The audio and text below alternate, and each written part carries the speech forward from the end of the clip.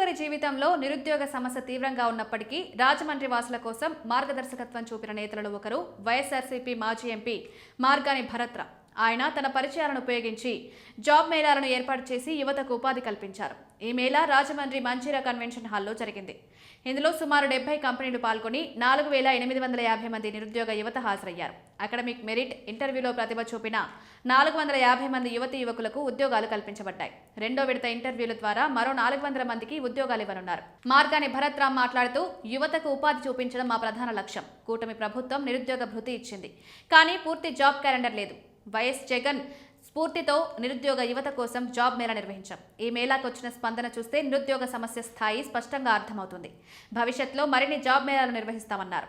అతని నాయకత్వంలో రాజమండ్రి అభివృద్ధి ప్రత్యేక గుర్తింపును పొందింది. భరత్రామ్ డెవలప్ చేసిన ప్రాజెక్టుల్లో కంబాల చెరువు park, eat street, happy street, open theatre వంటి ప్రాజెక్టులు చేర్చబడ్డాయి. గతంలో గోదావరి గట్టు మాత్రమే గుర్తింపు పొందిన ప్రాంతం ఇప్పుడు సమగ్ర అభివృద్ధి మార్గంలో ఉంది. ఈ కార్యక్రమానికి రాజ్యసభ సభ్యులు, మాజీ మంత్రి పిల్లి సుభాష్ చంద్రబోస్, కోనసీమ డాక్టర్ అంబేద్కర్ జిల్లా పార్టీ అధ్యక్షులు, మాజీ శాసనసభ చిర్ల జగ్గిరెడ్డి, మాజీ ఎమ్మెల్యేలు తలారి వెంకట్రావు, శ్రీనివాస్ నాయుడు, రౌతు సూర్యప్రకాష్ రావు, మాజీ RUDA chairman Medapati Sharmila Reddy, parliament సమన్వయకర్త డాక్టర్ గోడు శ్రీనివాస్ పాల్గొన్నారు.